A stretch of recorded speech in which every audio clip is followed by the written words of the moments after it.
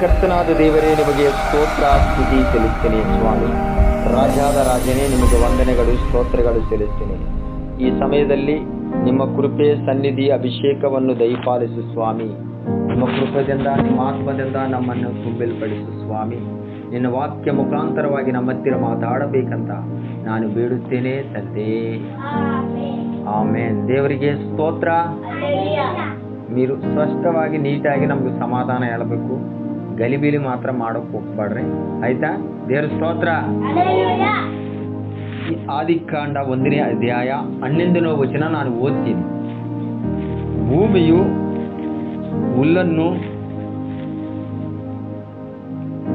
ಬೀಜ ಬಿಡುವ ಕಾಯಿ ಪಲ್ಯದ ಗಿಡಗಳನ್ನು ಬೆಳೆಸಲಿ ಮತ್ತು ಬೀಜವುಳ್ಳ ಹಣ್ಣಿನ ಮರಗಳನ್ನು ಅವುಗಳ ಜಾತಿಗನುಸಾರವಾಗಿ ಹುಟ್ಟಿಸಲು ಎಂದು ಹೇಳಿದಾನು. ಹಾಗೆಯೇ ಆಯಿತು. ಭೂಮಿಯಲ್ಲಿ ಹುಲ್ಲು ಬೆಳೆಯಿತು, ತಮ್ಮ ತಮ್ಮ ಜಾತಿ ಪ್ರಕಾರ ಬೀಜ ಬಿಡುವ ಕಾಯಿ ಫಲದ ಗಿಡಗಳು ಉಂಟಾದವು. ತಮ್ಮ ತಮ್ಮ ಜಾತಿಗನುಸಾರವಾಗಿ ಬೀಜವುಳ್ಳ ಹಣ್ಣಿನ ಮರಗಳು ಕಾಣಿಸಿದ್ದವು. ದೇವರದನ್ನು ಒಳ್ಳೆಯದೆಂದು ನೋಡಿದ್ದಾನೆ. ಈಗ ಸಾಯಂಕಾಲವು ಪ್ರಾಂತಕಾಲವು ಆಗಿ 3ನೇ ದಿನವಾಯಿತು. ದೇವರಿಗೆ ಸ್ತೋತ್ರ. ಇಲ್ಲಿ ದೇವರು ಈ ಸೃಷ್ಟಿ ಉಂಟು ಮಾಡುತ್ತಿರುವಾಗ ಇದು 3ನೇ ದಿನ. ಎಷ್ಟನೇ ದಿನ? 3ನೇ ದಿನ ಈ ಸೃಷ್ಟಿ ಉಂಟು ಮಾಡಿದಾಗ ಅಲ್ಲಿ ದೇವರು ಹೇಳಿದ್ದಾನೆಂದರೆ, ಪ್ರಿಯವಾದ ದೇವರ ಮಕ್ಕಳೇ, ಸರಿಯಾಗಿ ಈ ವಾಕ್ಯವನ್ನು ಆತ್ಮೀಯವಾದ ಅರ್ಥವನ್ನು ಇಟ್ಟಿದ್ದಾರೆ. ಈ ಎಲ್ಲಿ ಗಿಡಗಳನ್ನು ಈ ಪ್ರಪಂಚದಲ್ಲಿ ಸೃಷ್ಟಿ ಇರುವಾಗ ಮೊದಲು ಏನಾಗಿತ್ತಂದ್ರೆ ಎಲ್ಲ ಈ ಭೂಮಿ ಮೇಲೆ ಶೂನ್ಯವಾಗಿ ಇದ್ದಿದ್ದು. ಇದು ಒಂದು ಆಕಾರಕ್ಕೆ ತಂದು ದೇವರು ನೀರನ್ನೊಂದು ಕಡೆಗೆ ಓಡಿಸಿ ಅದೆಲ್ಲ ಭೂಮಿ ಅಂತ ಒಂದು ಬಗಲಾಗ ದೇವರು ಮಾಡಿದ್ದಾನೆ. ದೇವ್ರ ಸ್ತೋತ್ರ. ಅದು ಆರಿದ ನೆಲ ಅಂತ ಕಾಣುತ್ತದೆ. ಅದರಾಗ ಅವಾಗ ಬೀಜ ಎಲ್ಲ ಗಿಡಗಳೆಲ್ಲ ಏನಿಲ್ಲ. ಪ್ರಪಂಚದಲ್ಲಿ ವಿಶಾಲವಾದ ಪ್ರಪಂಚ. ದೇವ್ರ ಸ್ತೋತ್ರ. ಅವಾಗೇನಿಲ್ಲ. ದೇವರ ಏನಂದಾನೆಂದ್ರೆ, ಗಿಡಗಳು ಆಗಲಿ, ಫಲವೃಕ್ಷ ಕಾಯಿ ಬಂದದ್ದು ಅಂತ ಗಿಡಗಳು ಆಗಲಿ ಅಂತ ದೇವರು ಪ್ರಕಟಿಸಿದ್ದಾಗ ಈ ಪ್ರಪಂಚದಲ್ಲಿ ಹುಳ ಎಲ್ಲ ಅದರಲ್ಲೇ ಬಂದವಂತ. ಭೂಮಿಲಿದ್ದೇ ಬಂದವ. ದೇವ್ರ ಸ್ತೋತ್ರ. ಎಲ್ಲಿದ್ದು ಬಂದವ?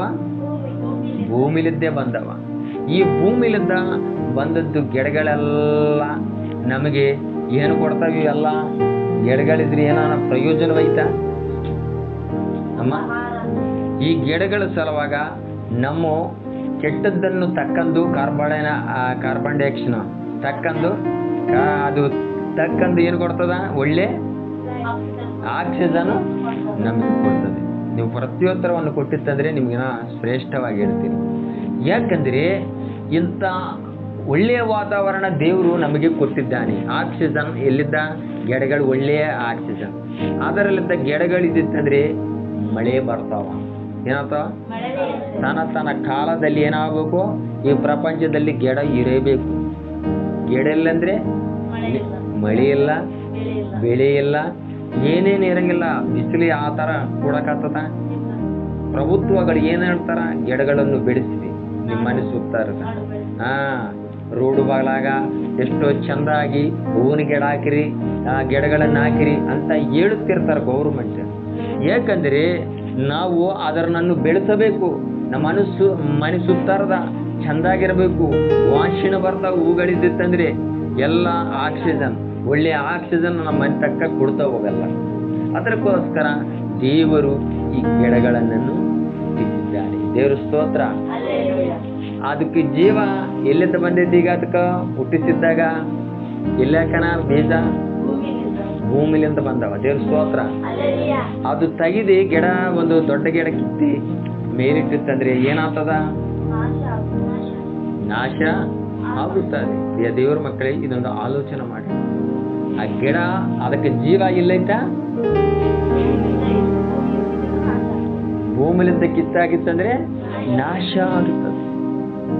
ಇದರ ಜೀವ ಭೂಮಿನಲ್ಲಿದ್ದ ದೇವರು ಹಂಗಿಟ್ಟಿದ್ದಾನೆ. ದೇವ್ರ ಸ್ತೋತ್ರ. ಸೆಕೆಂಡ್ ಪಾಯಿಂಟು, ಮೊದಲನೇ ಪಾಯಿಂಟ್ ಏನು? ಗೆಡೆಗಳು. ಗೆಡೆಗಳ ಜೀವ ಎಲ್ಲೈತಾ? ಭೂಮಿಲಿದ್ದವ ತೆಗಿತಂದ್ರೆ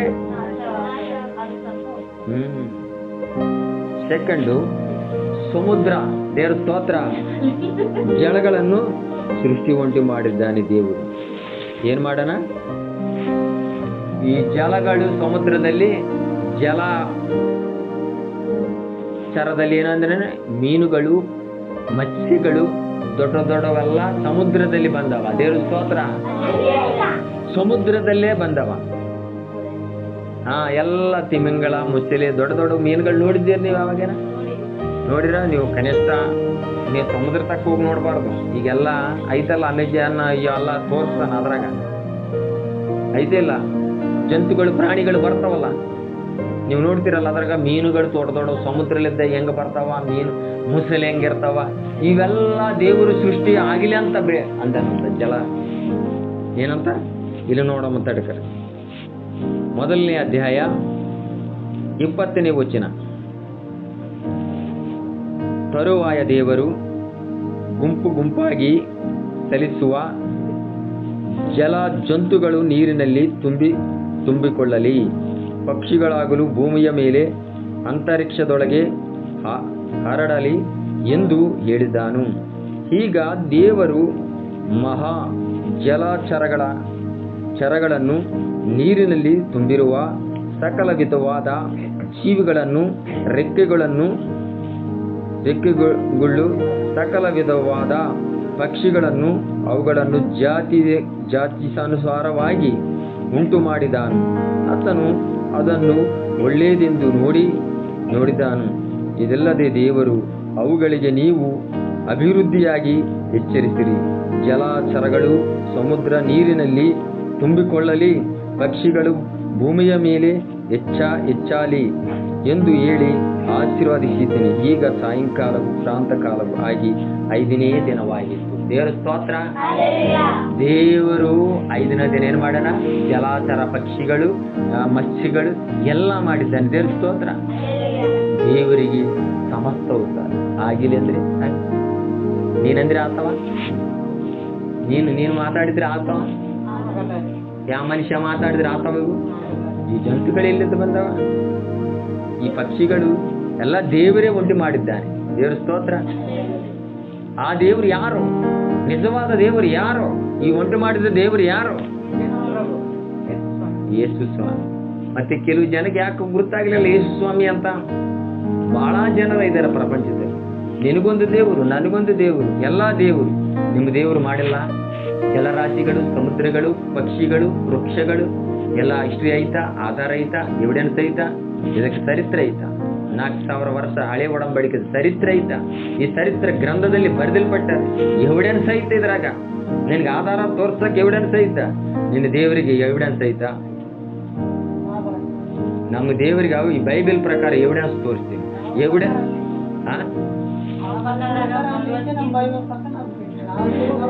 ಎಲ್ಲೈತಿ? ಎವಿಡೆನ್ಸ್ ಎಲ್ಲೈತ? ಮನುಷ್ಯರು ಬರೆದಿರೋಕೆ ಅಲ್ಲಿ ಸಂಬಂಧ ದೈವ ಗ್ರಂಥ ಅಲ್ಲ. ಮನುಷ್ಯರು ಬರೆದಿದ್ದು ದೇವರ ಗ್ರಂಥ. ಇದು ದೇವರ ಗ್ರಂಥ. ದೇವರ ಸ್ತೋತ್ರ. ಇದು ಆತ್ಮಲಿಂದ ಬರೆಯಲ್ಪಟ್ಟಿದ್ದು ಗ್ರಂಥ ಇದು. ಯಾಕಂದ್ರೆ ಅದಕ್ಕೆ ಎವಿಡೆನ್ಸ್ ಇನ್ನುವರೆಗಿಲ್ಲ. ಬಾರಿ ವಾದನ ನಡೀತದೆ, ಮತೋನ್ಮಾದಗಳ ವಾದನೆ ನಡೀತದೆ. ಎಷ್ಟೋ ಮಂದಿ ವಾದನೆ ಮಾಡುತ್ತಾರೆ. ಇದಕ್ಕೆ ಎವಿಡೆನ್ಸ್ ಸಿಗ್ಲಿಲ್ಲ.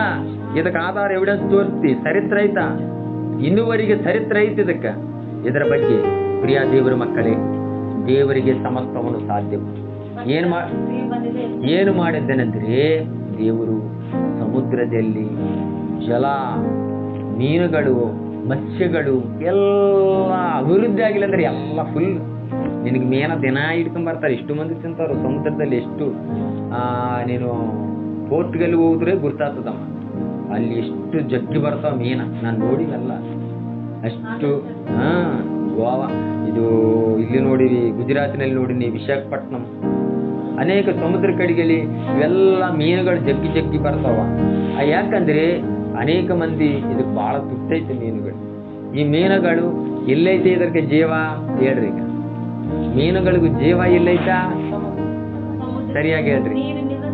ನೀರಿನಿಂದ ಅದಕ್ಕೆ ಜೀವ ಇದ್ದ. ದೇವ್ರ ಸ್ತೋತ್ರ. ಹೊರಗಡೆಗೆ ತೆಗೆದು ಮೇಲಿಟ್ಟಿದ್ರೆ ಏನಾಗ್ತದ? ಅದು ಸತ್ತೋಗ್ತದ. ಬದುಕಾಗಿಲ್ಲ, ಅದು ಎದ್ದಾಡ್ತದಂತ ಒದ್ದಾಡ ಸತ್ತಾಗಲ್ಲ. ಓಕೆ ಓಕೆ, ದೇವ್ರ ಸ್ತೋತ್ರ. ನಾವು ಮೀನುಗಳು ಸಮುದ್ರದಲ್ಲಿದ್ದ ಪ್ರಿಯವಾದ ದೇವರ ಮಕ್ಕಳಿಗೆ ಹೊರಗಡೆ ಬಂದಿರ್ತದೆ ಏನಾಗ್ತಾವ? ಸತ್ತೋಗ್ತಾವ. ಅದರ ಜೀವ ಇಲ್ಲೈತ? ದೇವರೇ ಹೆಂಗಿಟ್ಟ ನಾವು ಯೋಚನೆ ಮಾಡಿದ್ರು. ನಾನು ಲಾಸ್ಟ್ ಹೇಳ್ತೀನಿ ದಿಕ್ಕಿ. ದೇವ್ರ ಸ್ತೋತ್ರ. ಅದರ ಜೀವ ನೀರಿನಲ್ಲೈತ, ಗಿಡಗಳ ಜೀವ ಎಲ್ಲ ಭೂಮಿ ತಕ್ಕಿಟ್ಟ. ದೇವ್ರಿಗೆ ಏನಿಗೆ ಬೇಕಾಗಿರ್ತಾವ ಎಲ್ಲ ಭೂಮಿಯಲ್ಲೇ ಐತ. ಬಂಗಾರ, ಬೆಳ್ಳಿ, ಎಲ್ಲ ಪೆಟ್ರೋಲು ಎಲ್ಲ ಭೂಮಿಯಲ್ಲೇ ಐತ. ದೇವ್ರ ಸ್ತೋತ್ರ. ಇಂಥವು ದೇವರು ಸೂಕ್ಷ್ಮವಾಗಿ ನಿನಗೆ ನನಗೆ ಒಳ್ಳೆಯದಾಗಿ ತಿನ್ನಲಿ, ಒಳ್ಳೆಯ ರೀತಿಯಾಗಿ ನಡಿಲಿ. ನೀವು ಆಶೀರ್ವಾದ ಹೊಂದಬೇಕಂತ ದೇವರೆಲ್ಲ ನಿಮಗೆ ಕೊಟ್ಟಾನ. ಫೋನ್ ಬಂದ್ ಮಾಡಿ, ಸ್ವಿಚ್ ಆಫ್ ಮಾಡಿ. ದೇವ್ರ ಸ್ತೋತ್ರ. ಯಾಕಂದ್ರೆ ದೇವರ ವಾಕ್ಯವು ಏನ್ ಹೇಳುತ್ತದಂದ್ರೆ ಪ್ರತಿ ಒಂದು ವಿಷಯದಲ್ಲಿ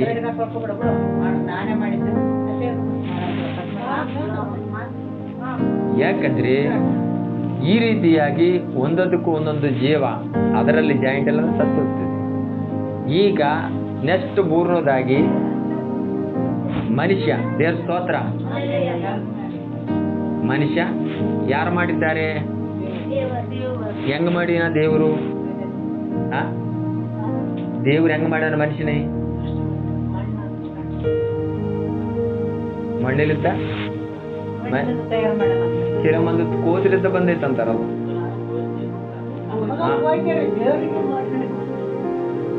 ಈಗ ಬಹಳ ಮಂದಿಗೆ ಇದರಲ್ಲಿ ಬಹಳ ಕನ್ಫ್ಯೂಷನ್ ಆಯ್ತ. ಪ್ರಿಯವಾದ ದೇವರ ಮಕ್ಕಳು ಸರಿಯಾಗಿ ಹೇಳಬೇಕು. ಕೋತಿಲಿದ್ದ ಮನುಷ್ಯ ಮಾತ್ರ ಬಂದಿಲ್ಲ ಅಂತಾರ. ಈಗ ಸೈಂಟಿಸ್ಟ್ ಶಾಸ್ತ್ರವಸ್ತು ಬರ್ತಾ ಬರ್ತಾ ಮೊದಲ ಕೋತಿ ಎಗರ್ಕಂತ ಬಂತಾವಂತ, ಆಮೇಲೆ ನಿಂತ್ಕಂತ ಬಾ ಹಿಂಗ ಬಂದಾವಂತ ಒಂದು ಫೋಟೋ ತೋರಿಸ್ತಾರ. ಅದೆಲ್ಲ ಸುಳ್ಳದು. ದೇವರ ವಾಕ್ಯವು ದೇವರ ಗ್ರಂಥವು ಏನ್ ಹೇಳ್ತದೋ ಸರಿಯಾಗಿ ಕೇಳಬೇಕು, ನಾವು ತಿಳ್ಕೋಬೇಕು, ಓದಬೇಕು. ಯಾಕಂದ್ರೆ ಅದು ಬರ್ತಾ ಬರ್ತಾ ಕೆಲವು ಮಂದಿಗೆ ಅನುಮಾನ ಆಗೈತಂತ. ಏನಾಗೈತಂದ್ರೆ ಆ ಕೋತಾದ್ರೆ ಮನುಷ್ಯಕ್ಕೆ ಮತ್ತೆ ಬಾಲ ಇರ್ತದಲ್ಲ ಕೋತಿಗೆ, ಆ ಬಾಲ ಇಲ್ಲಲ್ಲ ಮನುಷ್ಯಕ್ಕೆ ಅನ್ನಕತ್ತ. ಸಂದೇಹಗಳು ಬಹಳ ಬರ್ತಾವ. ನಾವು ಕೋತಲಿಂದ ಬಂದರೆ ನಮ್ಗೆ ಬಾಲ ಇರ್ಬೇಕಲ್ಲ, ಹಿಂದ ಕೋತಿದಂಗ ಎಗರ್ಬೇಕಲ್ಲ, ಅದಿಲ್ಲಲ್ಲ ನಮ್ಗೆ. ನಾವು ಮನುಷ್ಯರು. ಅದು ಜಂತುಗಳದು. ದೇವ್ರ ಸ್ತೋತ್ರ. ಜಂತುಗಳನ್ನು ಮನುಷ್ಯಾಗಿ ಮಾಡಲ್ಲ. ಜಂತುಗಳಿಗೆ ಆತ್ಮ ಇರೋದಿಲ್ಲ, ಅದಕ್ಕೆ ಪ್ರಾಣ ಇರ್ತದೆ. ಮನುಷ್ಯಗ ಆತ್ಮ ಐತ. ದೇವ್ರ ಸ್ತೋತ್ರ. ಪ್ರಾಣ, ಆತ್ಮ, ಶರೀರವು ಇದರಲ್ಲಿ ದೇವರು ಇಟ್ಟಾನ. ದೇವ್ರ ಸ್ತೋತ್ರ. ಈ ಮೂರು ಇಟ್ಟಾನ. ಜಂತುಗಳಿಗೆ ಏನಿರ್ತದ? ಪ್ರಾಣ, ಶರೀರ ಎರಡಿರ್ತಾವ, ಅದಕ್ಕೆ ಆತ್ಮ ಇಲ್ಲ. ಸರಿಯಾಗಿ ಕೇಳ್ರಿ. ಜಂತುಗಳಂದ್ರೆ ಏನ್ ಗೊತ್ತಾಗವಲ್ಲ.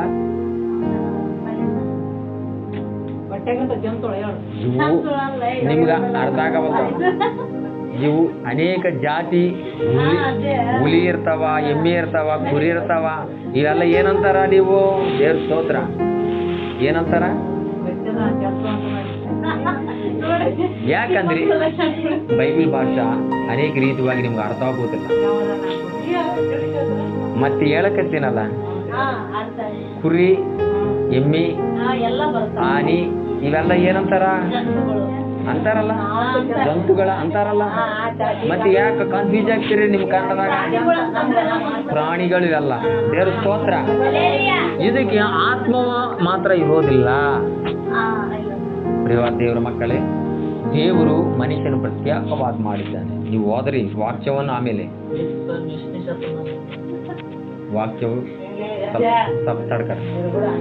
ಯಾಕಂದ್ರೆ ದೇವರಿಗೆ ಸ್ತೋತ್ರ. ನಾನು ಇದು ಹಳೆ ಒಡಂಬಡಿಕೆಯಲ್ಲಿ ಸೃಷ್ಟಿ ಆರಂಭದ ಹೇಳಕತ್ತೀನಿ. ಈ ಸಮಯದಲ್ಲಿ ದೇವರು ಮಾಡಿದ್ದನ್ನು ಮನುಷ್ಯ ಮಾಡಿದ್ರೆ ಇದು ಬಹಳ ಅದ್ಭುತವಾದದ್ದು. ನಮ್ಮ ಕ್ರಿಯೇಟ್ ಅದ್ಭುತವಾದ. ತಾಯಿ ಹೊಟ್ಟಿನಲ್ಲಿರುವಾಗ ಕಣ್ಣೆಂಗ ರೂಪಿಸಿದ್ದಾನೆ. ನಾವು ಮುದ್ದಿಯಾಗಿದ್ದೀವಿ ತಾಯಿಯಲ್ಲಿ ಹುಟ್ಟಾಗ. ನೀನು ಕಣ್ಣು ಯಾರು ಕೊಟ್ಟಾರ? ಇವೆ ಯಾರು ಕೊಟ್ಟಾರ? ಕೆಲವು ಮಂದಿ ತಿಳ್ಕೊಂತಾರ, ತಡಕರಿ ನಾವ್ ಹೇಳ್ತೀನಿ. ದೇವ್ರ ಸ್ತೋತ್ರ. ಕಾಲು ಕೈ ಈ ರೀತಿಯಾಗಿರ್ಬೇಕಂತ ನಿನ್ಗೆ ಯಾರು ಹೇಳಿದ್ದಾರೆ? ನಿಮ್ಮ ಅಮ್ಮ ಹೇಳುತ್ತೆ ನಿಮ್ಮ ಹೊಟ್ಟೆಗ? ಹೇಳಲ್ಲ. ದೇವರು ನಿನ್ನನ್ನು ರೂಪಿಸಿದ್ದಾನೆ ಆ ರೀತಿಯಾಗಿ. ಈ ರೀತಿಯಾಗಿ ಶ್ರೇಷ್ಠವಾದ ರೀತಿಯಲ್ಲಿ ನಿಮ್ಮನ್ನು ರೂಪಿಸಿದ್ದೀರಿ. ಈ ನಿಜವಾದ ದೇವರನ್ನು ಹಿಂಬಾಲಿಸಕ್ಕೆ ಇದು ಮುಂದೆ ನೋಡ್ತಾರೆ ಪ್ರಿಯವಾದ ದೇವರ ಮಕ್ಕಳೇ. ಕೀರ್ತನಕಾರನ ದಾವೀದನಂತಾನ, ದೇವರೇ ನೀನು ನನ್ನನ್ನು ಹುಟ್ಟಿಸಿದ್ದು ನೋಡಿದ್ರೆ ನನಗೂ ಭಯ ಆಶ್ಚರ್ಯ ಉಂಟಾಗುತ್ತದೆ ಅಂತಾನ ಕೀರ್ತನಕಾರ. ನಮ್ಮ ದೇವರು ನಮ್ಮ ಜೀವನ ವಿಧಾನಗಳು ಎಲ್ಲ ಕಂಡೀಷನು ಹೆಂಗ ವಿಷನಿಟ್ಟನು ದೇವರ ಸಹ. ನನಗಿಷ್ಟು ದಿನ ನಾನು ಹುಟ್ಟಿದಲಿದ್ದೆ ಈ ಆರ್ಟ್ ಯಾವಾಗ ಆಫ್ ಆಗೈತ, ಟಕ್ಕ ಟಕ್ಕ ಟಕ್ಕ ಟಕ್ಕ ಟಕ್ಕ ಹೊಡ್ಕಂತ ಇರ್ತ. ನೀನು ಹುಟ್ಟಿದಲಿದ್ದೆ ನಿನ್ನ ಆರ್ಟ್ ಐತಲ್ಲ. ಯಾಕಂದ್ರೆ ಅದು ಹೊಡೆದಿಲ್ಲ ಅಂದ್ರೆ ಏನಾಗ್ತದ? ದೇವರ ಸ್ತೋತ್ರ. ದೇವರು ಮಾಡಿದ ಮತ್ತೆ ಇದು ಒಳ್ಳೇದಲ್ಲ. ಎಲ್ಲ ಇಂಜಿನ್ಗೆ ರಿಪೋರಿ ಬರ್ತಾವ, ನಮ್ಮ ಇಂಜಿನ್ಗೆ ಈ ರೀತಿಯಾಗಿ ಕೊಟ್ಟನಂದ್ರೆ ಎಷ್ಟು ಕೃಪೆ ಐತ ಪ್ರಿಯವಾದ ದೇವರ ಮಕ್ಕಳೇ. ಎಲ್ಲ ಎಷ್ಟು ಕೃಪೆ ಐತೆ ನಿನಗೆ ಕೊಟ್ಟನ ದೇವರು ಜೀವ. ಈ ರೀತಿಯಾಗಿ ಉಳಿಸಿ ನಿನ್ನನ್ನು ಈ ಲೋಕದಲ್ಲಿ ನಿನ್ನನ್ನು ನಡೆಸಕತ್ತೇನಂದ್ರೆ ನಮ್ಮ ಇಲ್ಲಿ ಒಬ್ಬರ ಇದಾರಲ್ಲ, ಮತ್ತೆ ಯಾರು ನಿಜವಾದ ದೇವ್ರ ಸ್ತೋತ್ರ. ನಾನು ಈ ವಾಕ್ಯವನ್ನು ಓದ್ತೀನಿ. ಮೊದಲನೇ ಅಧ್ಯಾಯ 26ನೇ ವಚನ. ಆಮೇಲೆ ದೇವರು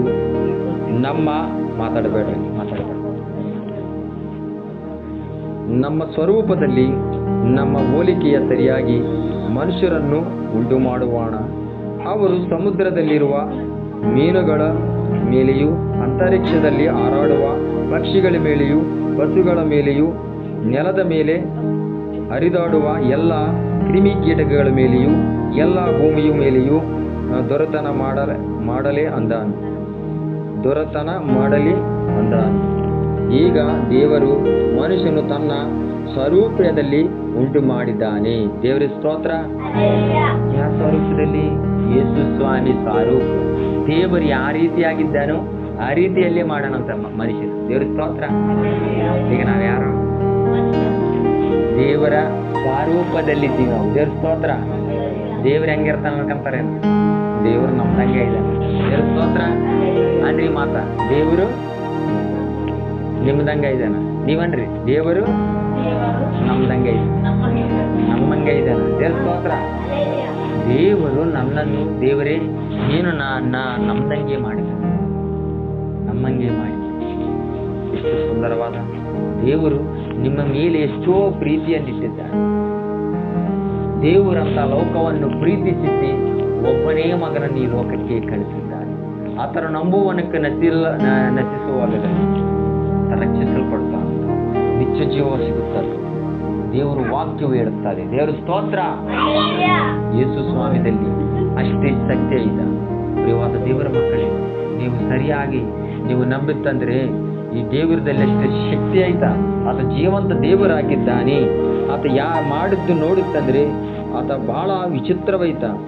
ಆಗ ದೇವರು ಆತನನ್ನು ಮಾಡಿ ಯಾವ ರೀತಿಯಾಗಿ ಅದರ ಎಲ್ಲಿ ಮಾಡಿದ್ದಾನು. ಇಲ್ಲಿ ವಾಕ್ಯದಲ್ಲಿ 2ನೇ ಅಧ್ಯಾಯ 7ನೇ ವಚನ. ಹೀಗಿರಲು ಯೆಹೋವ ದೇವರು ಜ್ಞಾನದ ಮಣ್ಣಿನಿಂದ ಮನುಷ್ಯನನ್ನು ರೂಪಿಸಿದ್ದಾನು. ಅರ್ಥ ಆಗಿತ್ತಾ? ಮನುಷ್ಯನನ್ನು ರೂಪಿಸಿದ್ದಾನು. ಅವನ ಮೂಗಿನಲ್ಲಿ ಜೀವ ಶ್ವಾಸವನ್ನು ಊದಿದ್ದಾನು. ಆಗ ಆ ಮನುಷ್ಯನು ಬದುಕುವ ಪ್ರಾಣಿಯಾದ. ಇದಲ್ಲದೆ ಯೆಹೋವನು ದೇವರು ಏದೇನು ಸೀಮೆಯಲ್ಲಿ ಒಂದು ಧ್ಯಾನವನದಲ್ಲಿ ಮಾಡಿ ತಾನು ರೂಪಿಸಿದ ಮನುಷ್ಯನನ್ನು ಅದರಲ್ಲಿ ಇರಿಸಿದ್ದಾನು. ದೇವರ ಸ್ತೋತ್ರ. ಮಣ್ಣಿಲಿದ್ದ ಮಾಡಿದ್ದಾನೆ ದೇವರು. ಹೆಂಗ್ ಮಾಡೋಣ? ವಾಕ್ಯದಲ್ಲಿ ಇದ್ದದ್ದೇ ನಾನು ಹೇಳ್ತೀನಿ. ದೇವರ ಸ್ತೋತ್ರ. ಮಣ್ಣಿಲಿದ್ದ, ಜಿಗಿ ಮಣ್ಣಿಲಿದ್ದ ತಂದು ಎಲ್ಲ ಗಣೇಶನ್ ಮಾಡ್ತಾರೆ ನೋಡಿದ್ರೆ ಅವಾಗ ಹಿಂಗೆ ಹೆಂಗೆ ದೇವರು ಮಣ್ಣೆ ಲಿದ್ದ ತೆಗೆದು ಮನುಷ್ಯನನ್ನು ಮಾಡಿ ಏನುವುದನ ಮೂಗಿನಲ್ಲಿ ಜೀವ ಜೀವ ಊದಾನ ಇದ್ದಾಗೇನು ಮನುಷ್ಯನ ಜೀವ ಬಂದ್ಬಿಟ್ಟಿತ್ತಂತ. ದೇವ್ರ ಸ್ತೋತ್ರ.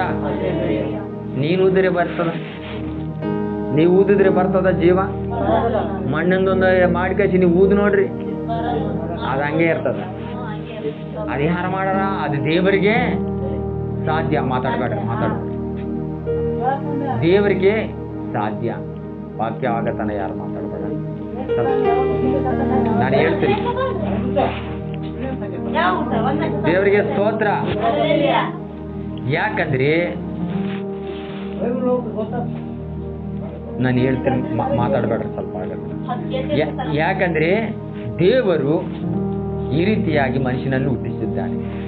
ಅದರಾಗ ಏದೇನು ವನದಲ್ಲಿ ಮಾಡಿ ಅದರಾಗ ಸಾಟಿಯನ ಬಹುಮಾನವನ್ನು ಸಹಾಯ ಮಾಡಿದ್ದಾನೆ. ಹೆಣ್ಣು ಮಕ್ಕಳೊಂದು ಮಾಡಿ ಹೆಂಗ್ ಮಾಡಿದ್ದಾನೆ ಗೊತ್ತಾ? ಹೆಣ್ಣು ಮಕ್ಕಳು ಹೆಂಗ್ ಮಾಡಿನಪ್ಪ? ಈಗ ಅದೇ ಸೇಮ್ ಮಾಡಿಲ್ಲ. ಈಗ ನಿಮ್ಗೆ ಆಗ್ತೀರಿ. ವಾಕ್ಯದಲ್ಲಿ ದೇವ್ರ ಸ್ತೋತ್ರ. ಹೆಣ್ಣನ್ನು ಯಾವ ರೀತಿಯಾಗಿ ಮಾಡಿದ್ದಾನೋ ಈ ವಾಕ್ಯದಲ್ಲೇ ಬರೆದಲ್ಪಟ್ಟಿದ್ದಾನೆ. ದೇವ್ರ ಸ್ತೋತ್ರ. ಆದಾಮಿಗೆ ಏನು ಮಾಡಿದ್ದಾನಂದ್ರೆ, ಹೆಣ್ಣಿಗೆ ಒಬ್ಬ ಸಹಾಯ ಬೇಕು. ಸಹಾಯ ಬೇಕಂದ್ರೆ ಹೆಣ್ಣನ್ನು ಮಾಡಬೇಕೀಗ. ಮಣ್ಣಿಲಿದ್ದ ಹೆಣ್ಣನ್ನು ಮಾಡಿಲ್ಲ. ಹೆಂಗ ಮಾಡಿದ್ದಾನೆ ಗುರ್ತಾ? ಇಲ್ಲಿ ವಾಕ್ಯದಲ್ಲಿ 2ನೇ ಅಧ್ಯಾಯ ನಾನು ಈಗ ಓದ್ತೀನಿ ಈ ವಾಕ್ಯವನ್ನು. ಈಗ 21ನೇ ವಚನ. ಈಗಿರುವರಲ್ಲಿ ಯೆಹೋವ ದೇವರು ಆ ಮನುಷ್ಯನಿಗೆ ಗಾಢನಿದ್ರೆಯನ್ನು ಬರಮಾಡಿ ಅವನ ಪಕ್ಕಿಯ ಎಲುಬುಗಳಲ್ಲಿ ಒಂದನ್ನು ತೆಗೆದುಕೊಂಡು ಅದರ ಸ್ಥಳವನ್ನು ಮಾಂಸದಿಂದ ಮುಚ್ಚಿ ತಾನು ಮನುಷ್ಯನಿಂದ ತೆಗೆದಿದ್ದು ಆ ಎಲುಬನ್ನು ಸ್ತ್ರೀಯ ಮಾಡಿ ಆಕೆಯನ್ನು ಅವನ ಬಳಿಗೆ ಕರೆತಂದನು. ಅವನು ಆಕೆಯನ್ನು ನೋಡಿದ್ದ. ದೇವ್ರ ಸ್ತೋತ್ರ. ಎಲ್ಲಿಂದ ಬಂದಿದ್ದ? ಅರ್ಧ ಆಗಿದ್ದ ವಾಕ್ಯ ಓದಿನಿ. ದೇವ್ರ ಸ್ತೋತ್ರ. ಗಾಢ ನಿದ್ರೆ ಮಾಡಿದ್ದಾನೆ. ಏನ್ ಮಾಡೋಣ? ಗಾಢ ನಿದ್ರೆ ಮಾಡಿ ಫಸ್ಟ್ ಆಪರೇಷನ್ ಯಾರು ನಡೀತೈತೆ ಅಂದ್ರೆ ಆದಾಮನ ಪ್ರಪಂಚದಲ್ಲಿ. ಈ ಸೈಡಲ್ಲಿ ಆಪರೇಷನ್ ಮಾಡಿ ಇದರಲ್ಲಿ ಒಂದು ಎಲುಬು ತೆಗಿತಾನಂತ. ಇದರಲ್ಲಿ ಒಂದು ಎಲುಬು ತೆಗೆದು ಅದರಲ್ಲಿ ಒಂದು ಸ್ತ್ರೀ ಮಾಡಿದ್ದಾನಂತೆ. ದೇವ್ರ ಸ್ತೋತ್ರ. ಪಕ್ಕದ ಎಮುಕಲಿದ್ದ ಒಂದು ಹೆಣ್ಣನ್ನು ಮಾಡಿ ಅದಕ್ಕೆ ಸಹಕಾರಿಯಾಗಿರಬೇಕು ಅಂತ ಯೇಸು ಸ್ವಾಮಿ ಈ ರೀತಿಯಾಗಿ ತಂದೆಯಾದ ದೇವರು ಮಾಡಿದ್ದಾನೆ. ಈ ರೀತಿಯಾಗಿ ಮಾಡಿ ದೇವರನ್ನು ಅಲ್ಲಿ ಒಂದು ಏದೇನು ವನದಲ್ಲಿ ಇಟ್ಟಿದ್ದಾನೆ. ಎಲ್ಲ ಈ ಗಿಡಗಳಿಗೂ ವೃಕ್ಷಗಳ ಫಲವನ್ನು ನೀವು ತಿನ್ನಬಾರದು. ಅದರಾಗ ಒಂದೇ ಗಿಡ ಮಾತ್ರ ಹಣ್ಣು ತಿನ್ನಬಾರದಂತ ಹೇಳಿದ್ದಾನೆ. ಹೇಳುತ್ತಿರುವಾಗ ಇವ್ರೇನು ಮಾಡಿದ್ರು ಗೊತ್ತಾ? ಎಲ್ಲ ತಿನ್ಬೋದಂದ್ರೆ ಇದೇ ಯಾಕೆ ಹೇಳೋಣ ಅಂತ ಹೆಂಗನ ಸಂಕೋಚ ಬರ್ತದೆ. ಒಂದು ಟೇಬಲ್ ಮೇಲೆ ಎಲ್ಲ ಇಟ್ಟಿಗೆ ಆಶೀರ್ವಾದ, ಇದೊಂದು ಮಾತ್ರ ತಿನ್ನಬೇಡಪ್ಪ, ಈ ಮುಚ್ಚಲು ತಗಬೇಡಪ್ಪ ಅಂತಾರಂತ ಒಬ್ಬ ಅಂದುತ್ತಿರುವಾಗ ಅದೇನು ಮಾಡೋಣ ಯೋಚನೆ ಮಾಡಿ ಆ ಟೇಬಲ್ಗೆ ಭೋಜನಕ್ಕೆ ಕರ್ಕೊಂಡು ಹೋಗೋರಂತ ಎಲ್ಲ ಇಟ್ಟಾರಂತ. ಆ ಎಲ್ಲ ಟೇಬಲ್ ಮೇಲೆ ಎಲ್ಲ ಇಟ್ಕಸಿ ಅದು ಮಾತ್ರ ಮುಚ್ಚಳ ತಗಬೇಡ, ಇದೆಲ್ಲ ತಿನ್ಬೋದು ನೀನು ಹಾಕಂದು. ಇದು ತಗಬೇಡ ಅಂದ್ರಿ ಅದು ತಿಂದಿದ್ದಾಗ ಅದು ಅನುಮಾನೇ ಬರ್ತದೆ. ಯಾಕೆ ತಗಬೇಡ ಅದ್ರಾಗ ಏನೈತದೆ ಅಂತ ಒಂದು ಅನುಮಾನ ಇರ್ತದಿಲ್ಲ. ಎಲ್ಲ ನಿಮ್ಗೆ ಹೇಳ್ಕಸಿ ಏನು ಹಿಂಗೆ ಹೇಳಾರಿ ಎಲ್ಲ ತಿನ್ಬೋದು ಅಂತ ಇದೊಂದು ಯಾಕ ಬೇಡ ಅಂತ ಒಬ್ಬನು ಏನು ಮಾಡಿದ್ದಾನೆ ಗುರ್ತಾ? ಅದೆಲ್ಲ ನೋಡ್ಕಸಿ ಅದಕ್ಕೆ ಓಟ ಮನಸ್ಸು ಒಪ್ಪವಲ್ಲ, ಅದು ತೆಗಿಯೋ ನೋಡ್ಬೇಕು. ಅದು ಇದು ಹೆಂಗ ಇರ್ತಾನಂತ ಅದು ಏನು ಮಾಡಿದ ಓಟ ಅಲ್ಲಿಗೆ ಏಳುತ್ತಿರುವಾಗ ಅದ ಬಾಕ್ಸ್ ಅನ್ನು ತೆಗೆದನಂತ ಮೇಲೆ. ಹಿಂಗ ತೆಗೆದುತ್ತಿರುವಾಗ ಅದರಾಗ ಒಂದು ಗುಬ್ಬಿ ಪಿಚ್ಚುಕ ಏನಂತಾರದು ಗುಬ್ಬಿ ಪಕ್ಷಿ ಸಣ್ಣದು ಅದ್ರಾಗ ಇಟ್ಟಾರಂತ. ಅದ್ರಾಗ ಇಟ್ಟಿರುವಾಗ ಅದು ಸುರ್ರು ಅಂತ ಹೋಗಿರ್ತದೆ ಮನೆಯಲ್ಲಿ ನಿಮ್ಗೆ ಓಡಾಡಕಂತ ಹಿಡ್ಕೊಬೇಕು. ಹೇಳ್ತೀರಿ ನಾನು ಕೇಳಿಲ್ಲ, ಹೆಂಗೆ ಏನಿತ್ತು ಹೆಂಗೆ ಹಿಡ್ಕಂತ ಕಸಿ ಮಾತ್ರ ಸಿಗ್ತದೇನ? ನಾವು ಮಾಡ್ಲಾರ್ದಾಗ ತಪ್ಪು ಮಾಡ್ತೀವಿ. ಇವರು ಹಂಗೆ ಮಾಡಾರ ನೋಡಿ. ದೇವ್ರ ಸ್ತೋತ್ರ.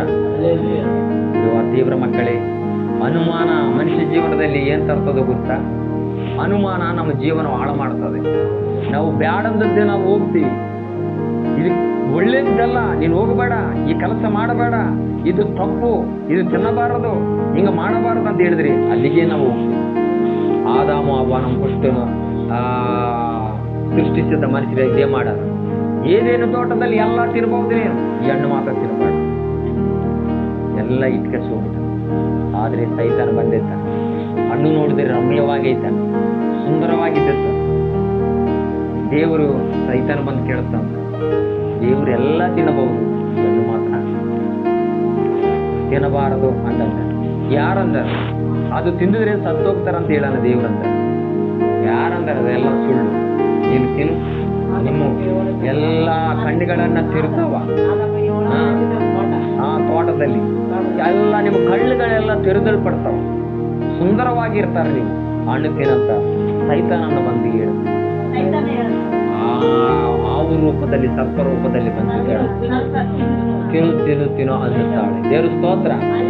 ಸೈತಾನ ನೀರಾಗ ಬಂದು ಮೋಸ ಮಾಡಿದಾಗ ಹಣ್ಣು ತಿನ್ನದಾಗಿ ಹಣ್ಣುಗಳು ತಿರುಗ್ಬಿಟ್ಟಾವ. ಅಷ್ಟು ತನ ದೇವರು ಲೋಕ ಕಾಣಿಸುತ್ತ ಅವ್ರಿಗೆ. ಇವೇನು ಬಂದಿದ್ರ ಶರೀರಕವಾದದ್ದೆಲ್ಲ ಗುರುತಾಗ್ಬಿಟ್ಟೈತಿ. ನಾವು ದಿಗಂಬರವಾಗಿದ್ದೀವಿ, ನಮ್ಮ ಮೇಲೆ ಏನಿಲ್ಲ ಅಂತ ಅವು ಆವಾಗ ಅದರ ಸಿಗ್ಗು ನಾಚಿಗೆ ಬಂದು ಅವ್ರು ಏನು ಮಾಡ್ತಾರೆ ಗೊತ್ತಾ, ಅವು ತಪ್ಪಲ ಗೆಡೆಗಳು ತಂದು ಬಟ್ಟೆ ಮೈಯೆಲ್ಲ ಸುಟ್ಟಕ್ಕಂತಾರ. ದೇವ್ರ ಸ್ತೋತ್ರ. ಮಾಡಿದ ಬಹಳ ತಪ್ಪು ಮಾಡ, ದೇವ್ರ ಮಾತನ್ನ ಕೇಳ್ತಿದ್ದ ಕೇಳಲ್ಲ. ಈ ರೀತಿಯಾಗಿ ಅವರೇನು ಅದು ತಿಂದ ತಕ್ಷಣ ಸತ್ತೋಗ್ತಾರಂತ ಹೇಳ್ತಾನೆ. ಆದ್ರೆ ಏನಂದ್ರೆ ಸತ್ತೋಗುತ್ತಾರಂದ್ರೆ ಯಾವುದರಲ್ಲಿ ಸತ್ತೋಗುತ್ತಾರ ಗುರುತಾ? ಆತ್ಮ ಸತ್ತೋಗುತ್ತೆ. ದೇವ್ರ ಸ್ತೋತ್ರ. ಮನುಷ್ಯರ ಆತ್ಮ ಏನಾಗೈತ? ದೇವ್ರ ಸ್ತೋತ್ರ. ಗಿಡ ಏನಾಗೈತ? ಭೂಮಿನಲ್ಲಿ ಬೇರೆ ಆಗಿದ್ರೆ ಗಿಡ ಮರಗಳು ಏನಾಗವ ಭೂಮಿನಲ್ಲಿ, ಅದ್ರ ಬೇರೆ ನಾಶನವಾದ್ರೆ ಏನಾಗ್ತದ? ಸತ್ತೋಗ್ತದ. ಜಲದಲ್ಲಿ ಮೀನುಗಳು ಮೇಲಕ್ಕೆ ಬಂದ್ರೆ ಏನಾಗ್ತದ? ಅದಕ್ಕೆ ಜೀವ ಇಲ್ಲ ಐತಾ? ಮನುಷ್ಯಗೆ ಜೀವ ಇಲ್ಲ ಐತಾ?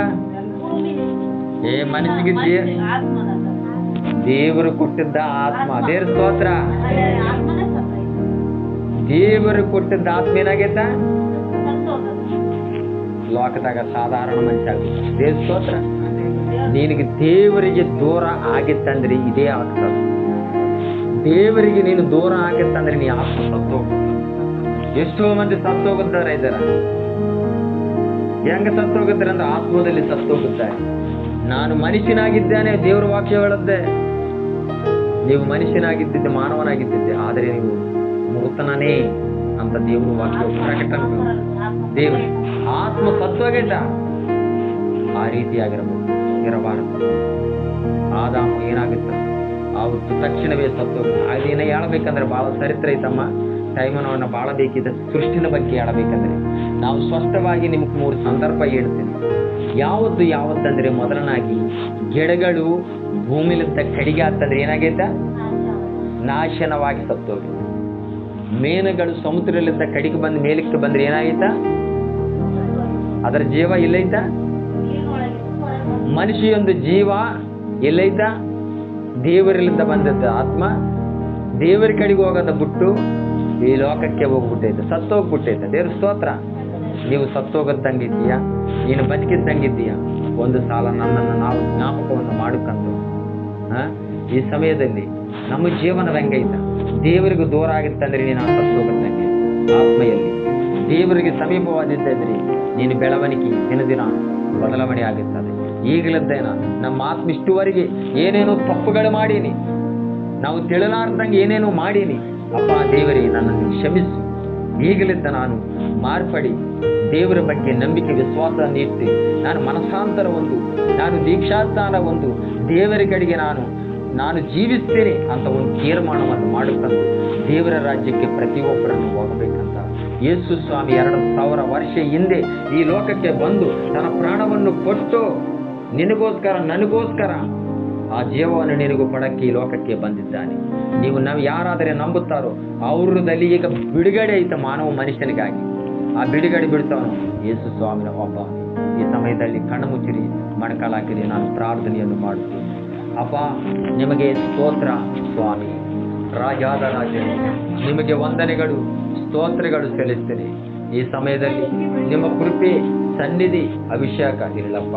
ಈ ಗಿಡಗಳು ಮರಗಳು ಅನೇಕವನ್ನು ಜೀವವು ಈ ಭೂಮಿನಲ್ಲೇ ಇಟ್ಟಿದ್ದಿ ಮಾತಾಡು. ಯಾಕಂದ್ರೆ ಈ ಭೂಮಿಯಲ್ಲಿ ಅವು ಸ್ವಾರ್ಥವಾಗಿದ್ದಾಗ ಪರವಿಲ್ಲ, ಅದರಲ್ಲಿಂದ ಬೇರೆ ಕಡೆ ಆತಂದ್ರೆ ಅವು ಸತ್ತೋಗುತ್ತಾವೆ. ಈ ಮೀನುಗಳು ಈ ಸಮುದ್ರದಲ್ಲಿ ಹೊರಗಡೆಗಿದ್ದಿತ್ತಂದ್ರೆ ಅವನು ಜೀವ ಹೋಗ್ತಾವ.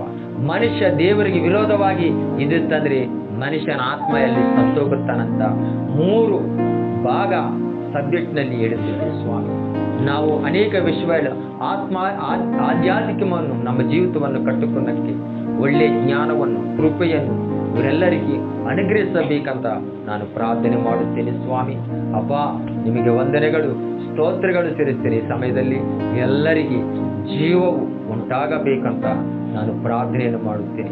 ನಿನ್ನ ಹತ್ತಿರಿಗೆ ಯಾರು ಬರ್ತಾರೋ ಅವರು ಪಾಪಗಳನ್ನು ಯಾರನ್ನು ಒಪ್ಪಕ್ಕಂತಾರೋ ಯೇಸು ಸ್ವಾಮಿ ಬಗ್ಗೆ ಬಂದು ಅವರನ್ನು ಕ್ಷಮಿಸಿ ನಿನಗೆ ರಕ್ಷಣವನ್ನು ಜೀವವನ್ನು ಕೊಡುವಕ್ಕೆ ಸಿದ್ಧತೆ ಆಗಿದ್ದೇನೆ ಸ್ವಾಮಿ. ನೀನು ಸ್ವಾಮಿ ಅಪ್ಪ, ನಮ್ಮ ತಪ್ಪುಗಳನ್ನು ಪಾಪಗಳನ್ನು ಕ್ಷಮಿಸಿ ಇಲ್ಲಿರುವಂಥ ಕುಟುಂಬದವರು ಎಲ್ಲರನ್ನ ಕ್ಷಮಿಸಿ ಪ್ರತಿಯೊಬ್ಬರನ್ನು ಧರಿಸಿಸಿ ನಿಮ್ಮ ಶಾಂತಿ, ಸಮಾಧಾನ, ನೆಮ್ಮದಿ ಎಲ್ಲರಿಗೆ ಅನುಗ್ರಹಿಸಬೇಕಂತ ಯೇಸು ಕ್ರಿಸ್ತ ನಾಮದಲ್ಲಿ ನಾನು ಬೇಡುತ್ತೇನೆ ತಂದೆ. ಆಮೇನ್, ಆಮೇನ್, ಆಮೇನ್.